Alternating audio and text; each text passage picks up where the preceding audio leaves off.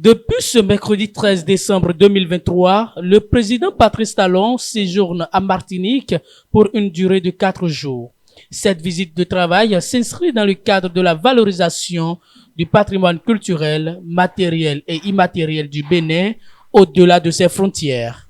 Aux premières heures de sa visite, le président de la République a eu des moments d'échange avec les volontaires béninois séjournant dans ce département français d'outre-mer. Présent en Martinique dans le cadre de la mise en œuvre du volontariat international de réciprocité rendu possible grâce au partenariat entre l'Agence nationale pour l'emploi et France Volontaire, ces jeunes ont profité de l'occasion pour témoigner toute leur reconnaissance au président Patrice Talon pour les efforts consentis dans la lutte contre le chômage et le sous-emploi. Ce programme de volontariat piloté au Bénin par l'ANPE se révèle être pour ces jeunes des opportunités de partage et d'acquisition d'expérience, d'ouverture à d'autres cultures et de contribution au développement d'un monde meilleur. Faut-il le rappeler, le volontariat international de réciprocité est un principe d'action qui favorise les échanges, les partenariats, les projets en vue d'un rééquilibrage des relations entre pays. Par ce mécanisme, de jeunes volontaires béninois partent sur le territoire français et le Bénin reçoit également des volontaires venus de l'Hexagone. Tout ceci grâce au partenariat existant entre la NPE, structure publique en charge des questions de l'emploi, et France Volontaire. Depuis sa mise en œuvre au Bénin en 2017, une bonne centaine de jeunes béninoises et béninois ont déjà effectué des missions en France.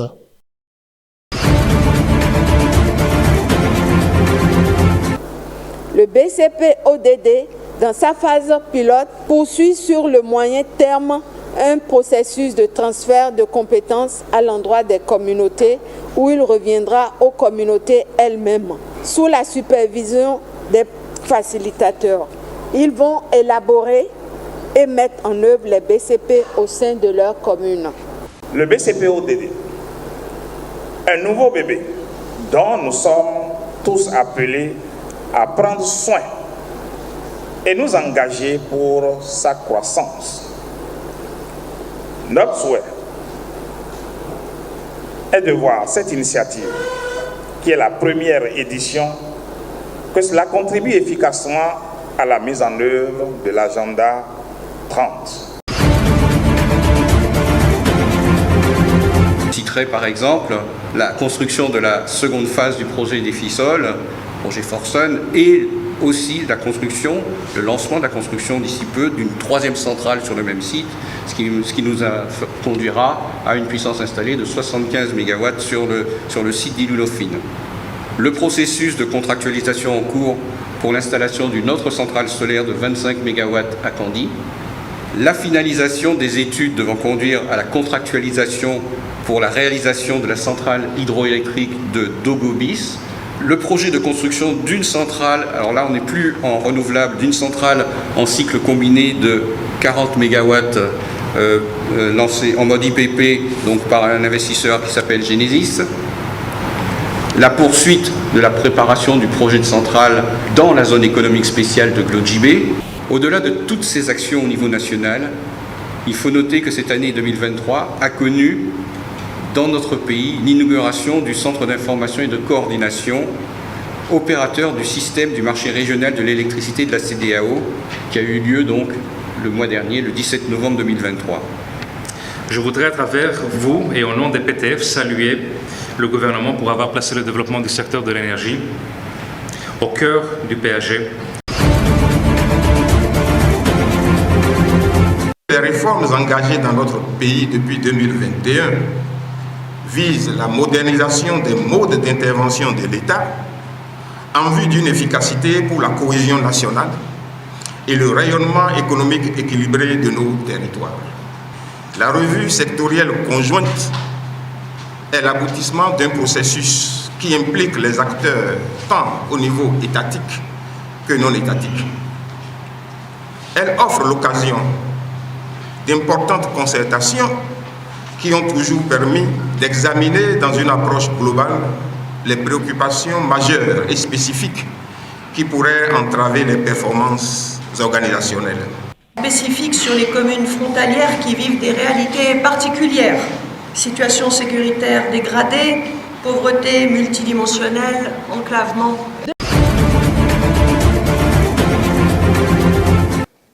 Quelles sont les perspectives de développement de la zone industrielle GDIZ Glodjibé de Zé en ce qui concerne l'emploi des jeunes et des femmes et sa contribution à la richesse nationale? Perspective de développement de la zone industrielle de Glodjibé. C'est le ministre Shadia Alimatou Assoma du Commerce et de l'Industrie qui a répondu à cette question posée par l'honorable Nestor Noutaï sur la zone industrielle de Glodjibé. Elle a dans son exposé martelé que la GDIZ comprend une zone industrielle, une zone logistique, une zone résidentielle, une zone commerciale sous le principe d'une ville intégrée du travailler et vivre ensemble.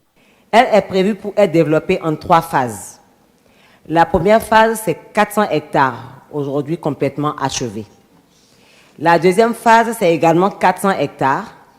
Et la dernière phase, c'est 840 hectares. Elle accueille entre autres les industries agroalimentaires et les industries manufacturières. À ce jour, une dizaine d'administrations sont installées au sein du guichet unique de formalités administratives de la zone, dont notamment l'administration des impôts, la douane, l'immigration, la Caisse nationale de sécurité sociale, la Direction générale du travail, l'Agence nationale d'identification des personnes, la police, les sapeurs-pompiers, les services bancaires, ainsi qu'un centre médical. La zone entièrement développée devra intégrer plusieurs autres aspects, comme je disais tout à l'heure, les villes ouvrières, donc les dortoirs ouvriers. Différents projets de fourniture d'électricité et de gaz à la zone sont en place.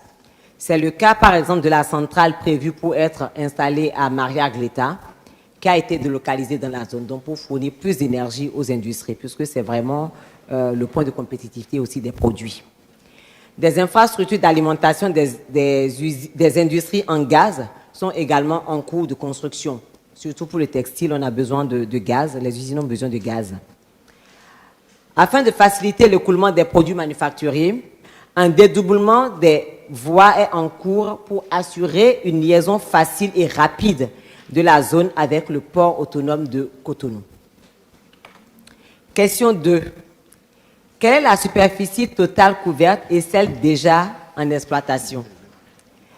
La GDIZ couvre une superficie totale de 1640 hectares. Donc, comme je disais tout à l'heure, à ce jour, la société d'investissement et de promotion de l'industrie, donc CIPI Bénin, donc c'est la société de gestion de la zone, a achevé le développement de la première phase qui couvre une superficie de 400 hectares. Cette superficie a été mise à la disposition des investisseurs qui développent déjà leurs activités. Question 3. Quel est le nombre d'entreprises déjà implantées et quelles sont les prévisions enregistrées? La GDIZ compte aujourd'hui 36 investisseurs qui ont déjà signé un contrat de réservation de parcelles avec CIPI Bénin. 10 usines sont complètement achevées, 20 sont en cours de construction et 6 industries sont dans le processus d'obtention de leur agrément. CIPI Bénin est en discussion commerciale avec 14 autres investisseurs qui sont en attente de signer un contrat de réservation pour s'installer dans la zone. La GDIZ est donc une zone industrielle intégrée et axée sur la création de florissantes chaînes de valeur, allant de l'approvisionnement en matières premières, en passant par la transformation des ressources, jusqu'à l'exportation de produits finis. La GDIZ est stratégiquement située sur une autoroute reliée à l'aéroport et au port autonome de Cotonou. Elle aura une proximité avec la future voie ferrée pour une meilleure gestion du fret. Donc la GDIZ dispose d'un guichet unique, un poste de police ainsi qu'une caserne de sapeurs-pompiers parmi tant d'autres installations. Notre obsession tous ensemble de vouloir planifier, de vouloir anticiper. Cela se traduit évidemment par les récentes stratégies arrimées au programme d'action du gouvernement, comme la stratégie de l'intelligence artificielle et des données, comme la stratégie de sécurité numérique que nous sommes en train d'étendre jusqu'en 2026, mais également à travers les efforts que vous consentez chaque année, notamment à travers la mise en place de schémas directeurs des systèmes d'information.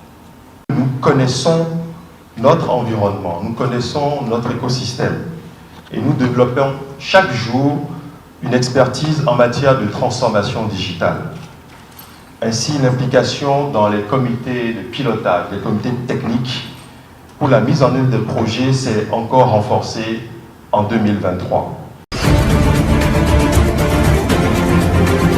Ce code de conduite représente l'engagement des États côtiers du Golfe de Guinée à agir de manière concertée pour contrer la criminalité maritime, notamment la piraterie, les vols à main armée, grâce à l'échange de l'information et aux mécanismes de coordination stratégique. Les résultats obtenus à travers sa mise en œuvre sont probants et tangibles. Ce code élaboré par nos soins et pour nous-mêmes nous a permis d'avancer en matière de sécurité maritime, prouvant ainsi qu'ensemble on est plus fort. Le nombre d'actes de piraterie et de vols à main armée en mer a considérablement baissé en général dans le golfe de Guinée et particulièrement dans la zone E.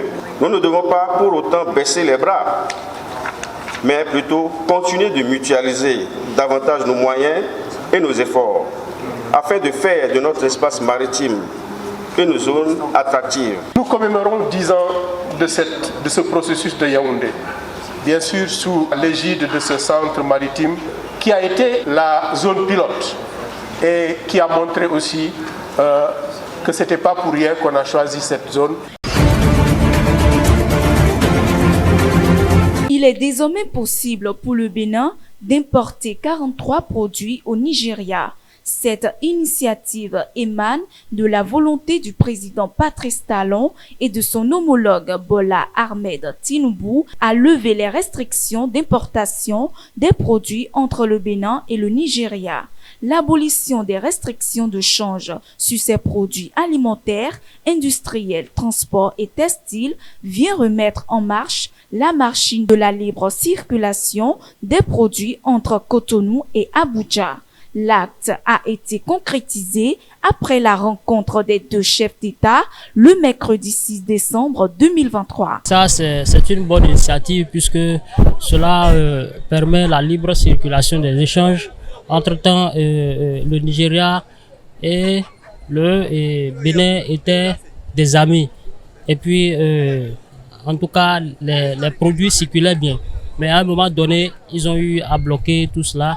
Mais actuellement, on a vu ce que notre gouvernement a fait, les efforts de notre gouvernement, les efforts qu'ils ont eu à consentir, quitte à pouvoir permettre à la libre circulation de ces échanges. Ça nous facilite donc la tâche. Ça nous facilite la tâche. Ça nous permettra aussi d'avoir des produits venant du Nigeria. Nous aurons des produits venant du Nigeria que le Bénin aussi va s'en procurer prochainement. Alors, c'est une bonne initiative quand même. La démarche est très louable, à condition que cela ne soit pas des produits réexportés. C'est une décision louable. Conditionnalisée. J'ai eu toujours à me poser la question de savoir comment se fait-il qu'un pays comme le nôtre, à côté du grand riche Nigeria, nous n'en profitons pas et nous sommes toujours à l'état naturel, pour ne pas dire à l'état sauvage, c'est-à-dire nous n'avons rien. Chaque jour, je me pose cette question. Au même moment, nous disons que nous avons des têtes pensantes dans le pays. Où sont nos industries qui vont produire pour exporter au Nigeria 41 produits? Où sont ces usines? Où sont les fermes que vous voyez qui vont produire?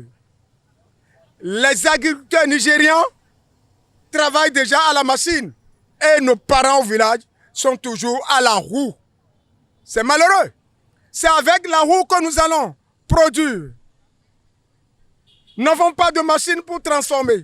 Jusqu'à ce jour, la torréfaction du gari se fait du bois et la poêle et tout. Alors que les Nigériens font du gari industriel. Il y a plein de produits au Bénin dont les Nigériens ont besoin. Il y a plein de produits au Nigeria dont les Béninois ont besoin. Mais les 43 produits dont on a cité, certes c'est bon.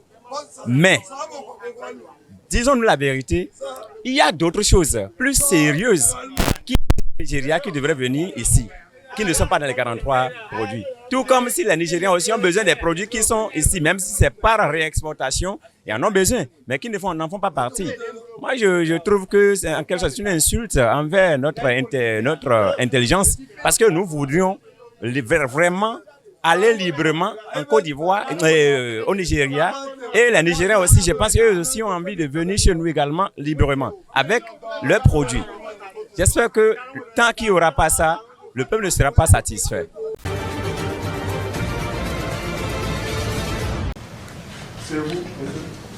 Pour relancer leur coopération avec le Niger, les États-Unis ont demandé mercredi aux militaires au pouvoir à Niamey de s'engager à une transition courte et crédible. En visite dans la capitale nigérienne, depuis mardi, la secrétaire d'État adjointe américaine aux affaires africaines a évoqué le sujet avec plusieurs responsables nigériens, dont le Premier ministre. Alors que les militaires proposent une période de transition de 3 ans maximum avant de rendre le pouvoir aux civils, et que sa durée sera fixée par un dialogue national qui sera incessamment convoqué. Après le coup de force du 26 juillet qui a renversé le président élu Mohamed Bazoum, les États-Unis ont pris la décision de suspendre leur coopération avec Niamey. S'agissant du sort du président déchu, une solution satisfaisante pour lui, sa famille et les membres de son gouvernement est dans les tuyaux, a précisé la diplomate américaine. Elle dit en avoir discuté avec les autorités de la transition au Niger. Lui, l'Américain, il était là, assis avec eux. Ah, il était avec eux. Ah, il dévisait.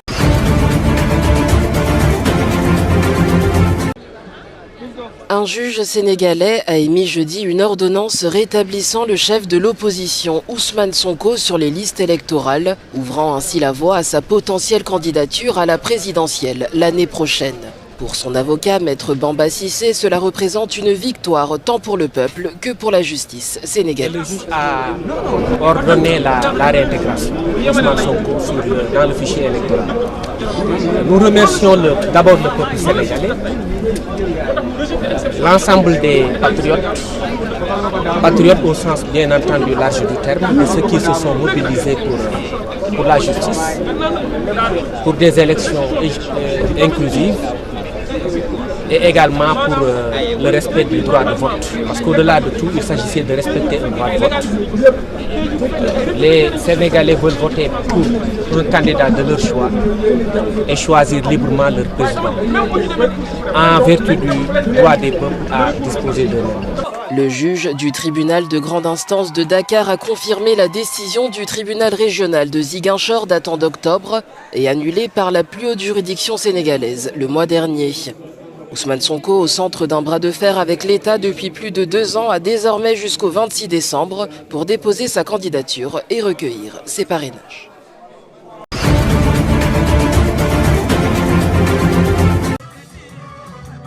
Le 17 décembre, plus de 8 millions de Tchadiens se prononceront par référendum sur une nouvelle constitution, mais ce scrutin semble d'emblée jouer en la faveur du général Mahamat Idriss Déby par le simple fait que le gouvernement n'a pas respecté la recommandation du dialogue national qui consiste à laisser le peuple choisir la forme de l'État.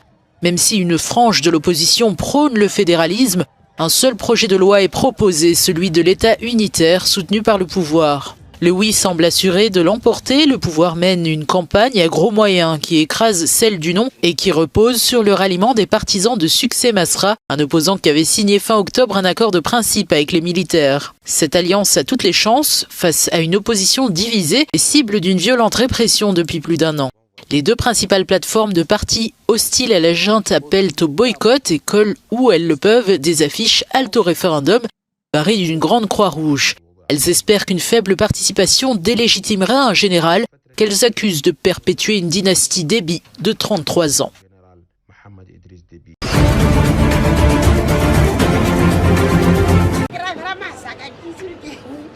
L'Afrique du Sud en guerre contre l'exploitation minière illégale.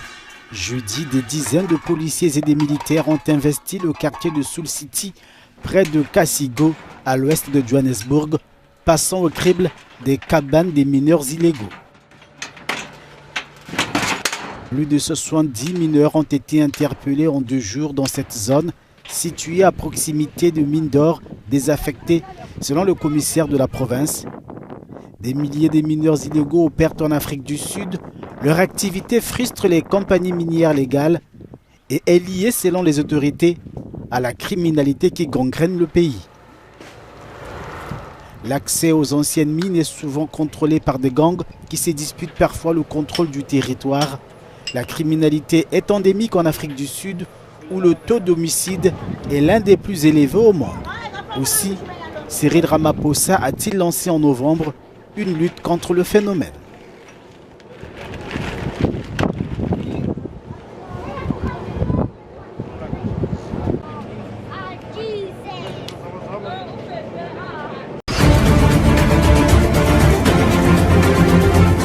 Le nombre de violations graves commises contre des enfants en temps de guerre a augmenté de 13% en 2022, atteignant le niveau le plus élevé jamais enregistré, selon Save the Children.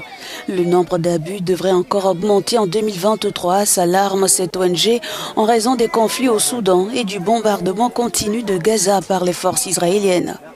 La République démocratique du Congo était le pays le moins sûr pour les enfants en 2022, suivi du Mali puis du Myanmar. Le rapport révèle également qu'en 2022, environ 468 millions d'enfants, environ 1 sur 6, vivaient dans une zone de conflit, un chiffre en constante augmentation par rapport à 2021. Ces violations représentent les pires crimes qui peuvent être commis contre des enfants dans les zones de conflit, allant du meurtre à la mutilation en passant par l'enlèvement, la violence sexuelle, le recrutement dans les groupes armés et le non-accès à l'éducation et aux soins de santé.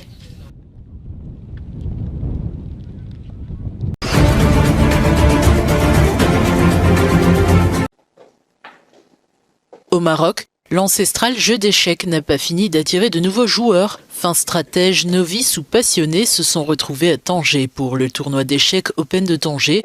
Cet événement a réuni une centaine de joueurs de haut niveau, tous déterminés à remporter le premier prix dans une compétition sans merci. Aujourd'hui, plus de 100 joueurs ont répondu présents à notre tournoi.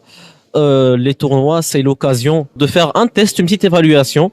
Donc pour moi, c'est trivial, c'est essentiel. J'ai de très grandes ambitions d'améliorer mon classement Elo international, de gagner plusieurs titres. Mais malheureusement, qu'au Maroc, on n'a pas beaucoup de tournois homologués. Mais derrière cette célébration se cache une réalité complexe. Des tensions, des problèmes organisationnels et un manque de soutien ont eu des conséquences très néfastes sur cette discipline. Ce qui manque pour que le Maroc profite pleinement de ce potentiel, il manque une fédération dirigée par des personnes compétentes, ce qui nous a manqué ces dernières années. Donc le Maroc, jusqu'en 1999, était premier au niveau de l'Afrique, premier au niveau des pays arabes. Nous avons eu en 1994 un grand maître international, d'ailleurs qui est natif de la ville de Tanger.